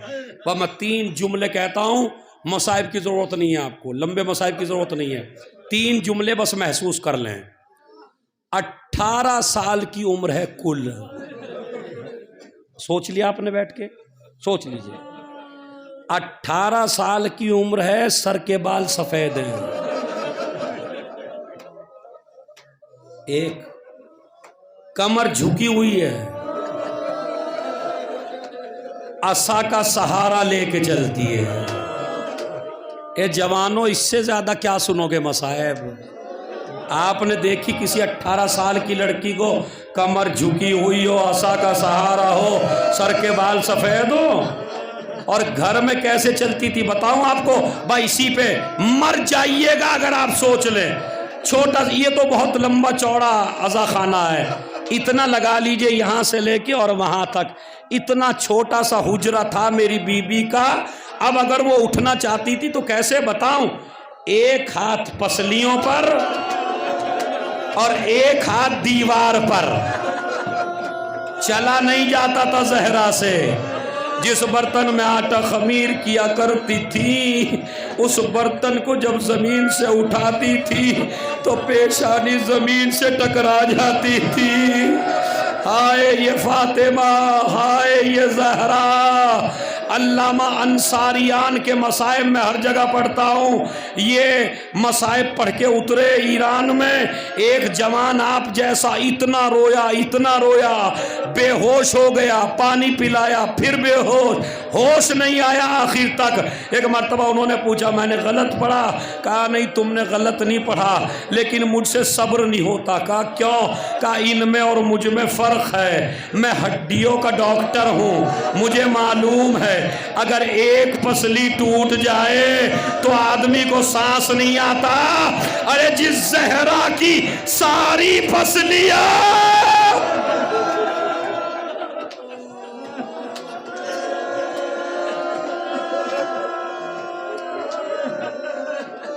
ساری پسلیاں ٹوٹ گئی ہو جس زہرا کی، بڑا سخت ہے خدا کی قسم۔ اللہ آپ کو آباد رکھے سب کو۔ یہ ایام فاطمیہ بڑے سخت ہیں، سمجھ رہے؟ کس طرح محتاج گئی یہ بھی بتا دوں آپ کو، سنیے۔ جب دنیا سے گئی ہیں تو ہاتھ سیدھے نہیں تھے، ایک ہاتھ ایسے رکھا ہوا تھا سینے پہ، اور جب علی نے کہا نا زینب سے آؤ بچوں ماں کا آخری دیدار کر لو، پھر یہ چہرہ دیکھنے کو نہ ملے گا، آؤ بچوں ماں کا آخری دیدار کر لو، تو زینب آئی سب سے پہلے۔ بس سنیے، انشاءاللہ بہت ماتم ہوگا، ہو سکتا ہے زندگی میں پہلا گریہ ہو یہ تمہارے یہاں، جو میں سخت مصائب پڑھنے لگا ہوں۔ میرے امام زمانہ کا حکم ہے کہ میں پڑھوں تو اس لیے پڑھ رہا ہوں۔ سنیے کیا ہے کہ زینب آئی ماں کے قریب، جنازہ رکھا ہوا ہے سامنے،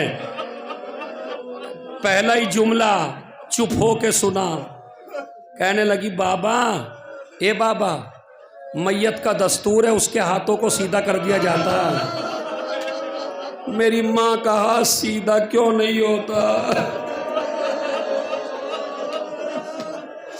بتاؤں وجہ کیا ہے؟ نہلا کے جو کفنانے لگے میت زہرا کی عرض یہ زینب نے حضور شہ والا، اماں کا میری ہاتھ تو سیدھا کرو بابا۔ علی کہنے لگے بیٹی یہ ہاتھ ٹھیک نہ ہے بابا، کیوں؟ کہا اس لیے جب علی کے گلے میں رسی کا پھندا ڈالا گیا اور ظالم کھینچ کے لے کے چلے اور زہرا دروازے پر تھی تو زہرا نے ایک ہاتھ پسلیوں پہ رکھا، ایک ہاتھ سے علی کا دامن پکڑا، ظالم اپنی طرف کھینچ رہے تھے، زہرا اپنی طرف کھینچ رہی تھی۔ ایک مرتبہ خنفذ نے ایک تازیانہ مارا، زہرا کے ہاتھ پر لگا۔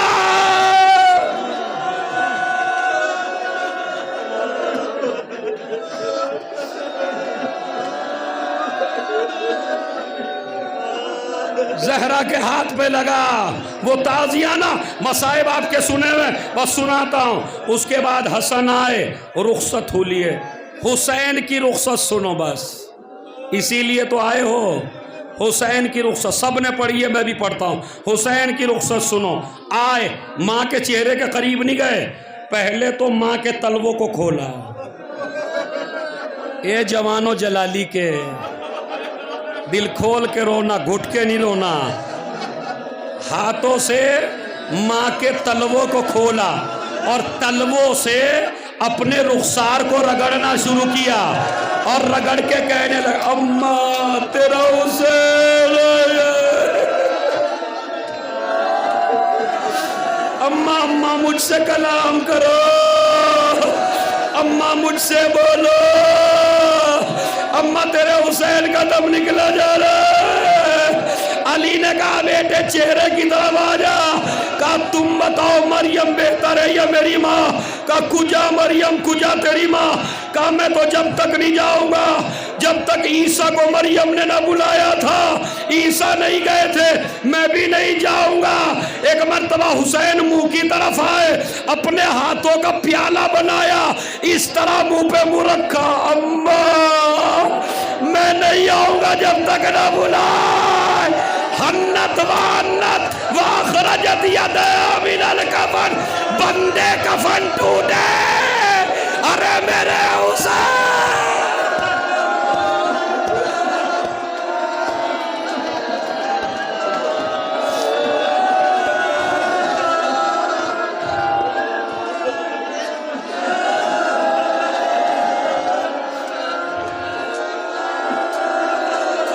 جتنا آپ رو رہے ہیں اس سے زیادہ آسمان پہ گریا ہوا، آواز آئی علی زہرا کو حسین سے الگ کر دو ورنہ قیامت آ جائے گی۔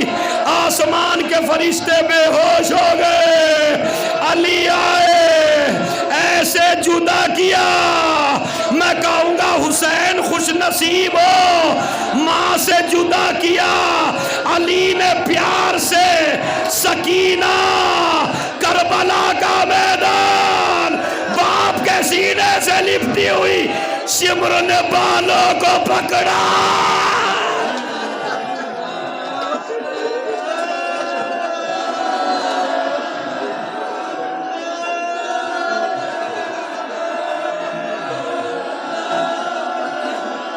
عزیزو ایک جملہ کہوں میں، سنو جملہ سنو، الوداعی مجلس ہے نا تمہاری، اگلے سال یہ مجلس ہوگی، پھر بی کی فرش عطا بچے گی، اللہ سب کو زندہ رکھے۔ جملہ سنیے گا جہاں جہاں بھی حضرات ہیں، جتنا یہ جلالی کا مجمع رو رہا ہے اتنا زہرا کے جنازے میں نہیں کوئی رو رہا تھا، زہرا کے جنازے میں رونا کم تھا۔ آپ کہیں گے کیسی باتیں کرتے ہیں مولانا، بتاؤں چونکہ مجبور تھی زہرا کی اولاد، رو نہیں سکتی تھی، جب رونے لگے نا جنازہ اٹھنے پر ہمارے یہاں چیخیں بلند ہو جاتی ہیں، جب جنازہ اٹھتا ہے، جب زہرا کا جنازہ اٹھنے لگا حسن و حسین چیخنے لگے، علی نے کہا بیٹا چپ ہو جاؤ، ماں نے کہا ہے میرے جنازے میں وہ نہ آئیں جنہوں نے میرے اوپر ظلم کیا ہے، اگر تم رو گے تو پتہ چل جائے گا لوگوں کو۔ حسن و حسین نے اپنی آستین منہ کے اندر گھٹ گھٹ کر رونے لگے، ماں کا جنازہ۔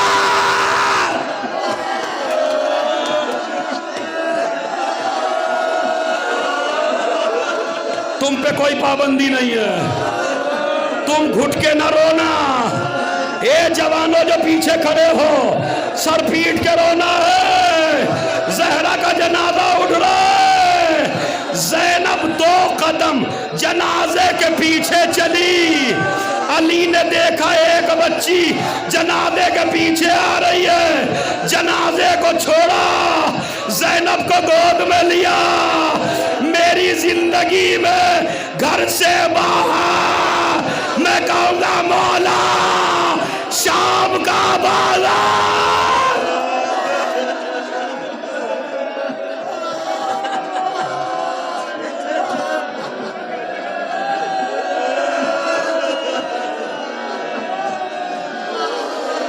آخری جملہ، آج زہرا کی شہادت کو 3 دن ہو گئے، آج کے مسائل سنا رہا ہوں تمہیں، آج کے 3 دن ہو گئے، علی حسن حسین گھر سے نہیں نکلے، جب تک زہرا کو دفنایا اس کے بعد گھر سے نہیں نکلے۔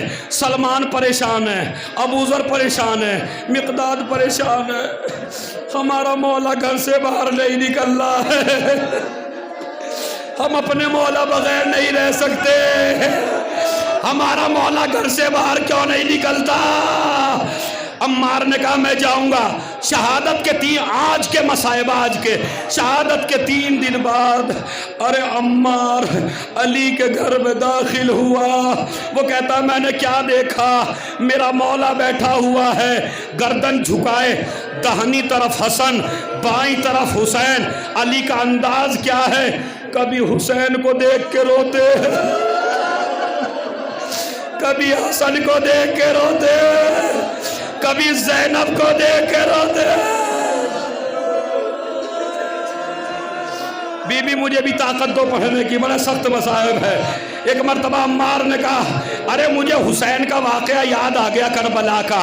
एक तरफ कासिम का लाशा, एक तरफ अकबर का लाशा, बीच में हुसैन लेट के कहने लगे परवरदिगार तेरा हुसैन गरीब हो गया, न मेरा अकबर रहा।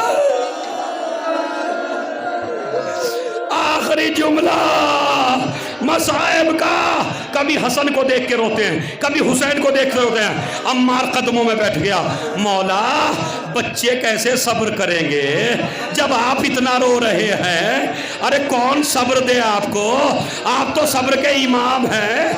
मौला चुप क्यों नहीं होते, मौला तुम्हारी आंखों के आंसू क्यों नहीं रुकते, मौला हमसे मिलने क्यों नहीं आते। अब सुनिए, मुझे माफ करना अगर सख्त लग जाए तो। अली ने कहा अम्मार एक चीज भूल नहीं पा रहा हूँ, एक चीज जहन से नहीं निकलती। कहा क्या? कहा जब मैंने जहरा को तख्ते पे लिटाया और मैंने कुर्ता उतारा, क्या देखा? कोड़े का निशान, पसलियां टूटे हुए। ए अम्मा, अरे जहरा न कभी सांस आया।